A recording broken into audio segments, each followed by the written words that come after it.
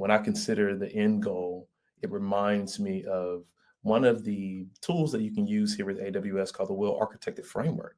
Now, the Well-Architected Framework is truly designed to modernize the architecture that you already have. And sometimes you might see individuals, I know Charisma has come in contact with individuals who work at different corporations and the architecture plans that they have.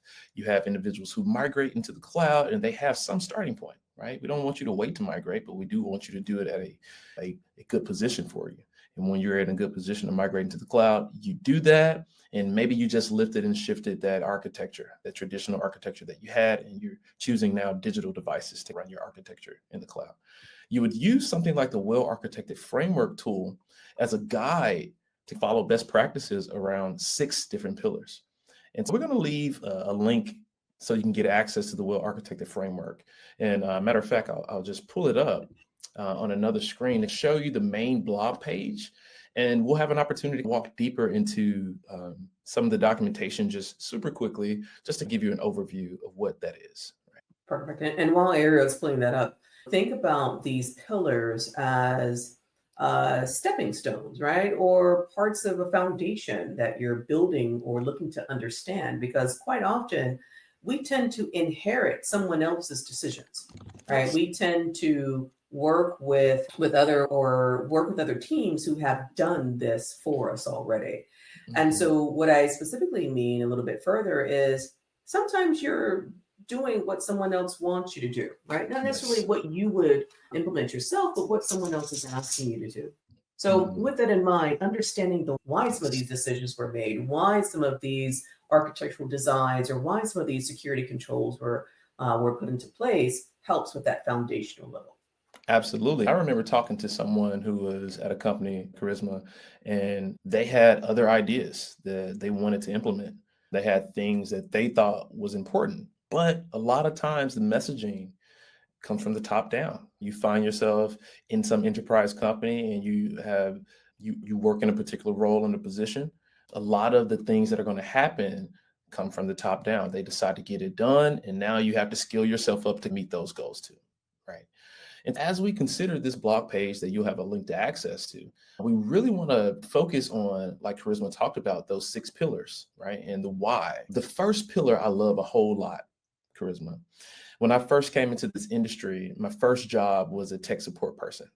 And then that role turned into a system administrator. And when I think about this pillar here, this first one called operational excellence, it really does capture all of the ideas and the thought processes that some system administrator needs to go through. Having operational excellence at the front of your mind talks about planning things. And we said the messaging comes from the top down as a system admin, or maybe the person that you are directed to, like somebody that you report to, needs to sit down with those stakeholders and get that plan together. So in operational excellence, we're really planning the architecture, going into things that might be important for us when we think of security, when we think of how reliable our architecture needs to be, when we think about how performant we need to be. All of those plans kind of start here in this first pillar, right? And it's more about just planning. It's about being operational then. We put our plans into place, and now it's time for us to be operational. There's services that we'll talk about throughout this journey with you so that you know how to monitor. It's not only about monitoring as well. You want to also alert yourselves when things go awry. So you had that traditional architecture, and maybe there were things that you implemented so that you can alert yourself when things had changed across that architecture. Keep that same process and procedure as you move into the cloud. So I love operational excellence. I know, Charisma, you've been in some roles and positions around security, right, in the industry. How do you feel about the security pillar? Yeah, quite a bit of roles, right? Probably more than I care to admit to, but it's given me, every role has given me an opportunity to see things through a different lens and to see things from a different perspective, or have a seat on the other side of the table, so to speak, sometimes, right? Yes. Sometimes I was the customer, sometimes I was not the customer. I was a consultant, sometimes I was the vendor, sometimes I was the auditor. But usually security plays and crosses so many different parts of the business where it used to be an afterthought, where now it's becoming a more proactive approach from an executive perspective, where we think about ensuring that there is a baseline, a foundation in the architectural design diagram. The first LD zero or the LD1 of where the foundation of anything is built has to meet this baseline. Certain roles and responsibilities, especially when we think about Lambda functions and giving them too much privileges or permissions. Identity and access management really is ground zero, in my opinion, of where we think about who has access to what and how quickly can we identify what they've accessed, when have they accessed it, and how do we safeguard and cut them off when we no longer need to, or when they no longer need the access. But it even goes further than that, right? When we think about following certain industry frameworks like the NIST cybersecurity framework or the Cloud Security Alliance framework or FISMA or GDPR, every one of these frameworks or controls or guidance is there or put in place because of either the technology or the industry business that they're supporting. And so when we think about that in mind, even something like PCI DSS, especially coming from the financial sector, these are things where we think about credit card data. If you were in healthcare, where we think about HIPAA, right? All the things are all these different safeguards and guidance that's put into place to help safeguard the controls or safeguard the data. At the end of the day, it's that little nougat, right? The data is what we're looking to protect.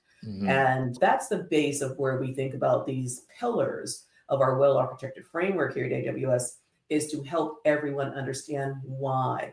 Help us for performance, right? Operational excellence, focus on security, cost optimization, right? Our CTO always says the frugal architect is where we want to aim for, right? Absolutely. And so cost is a very big factor, because cost will help us in deviating what can we put before the other. What can we do here to cut the cost here? But when we think about serverless technology that we'll talk about as well, or different services that you've heard me mention Lambda functions already as a form of a serverless technology. All that means is that how can we help understand and establish a solid framework or a solid foundation in how we operate? How do we maintain our resources in the cloud as well? Absolutely. Absolutely. So you can look at the well-architected framework here as a guide to, again, modernize your workload. And right now, understanding the why when you consider where we are in this course material is the most important part. We'll have opportunities to go through each one of these pillars and how they associate with each one of the weeks that is related to the exam, the cloud practitioner exam, right?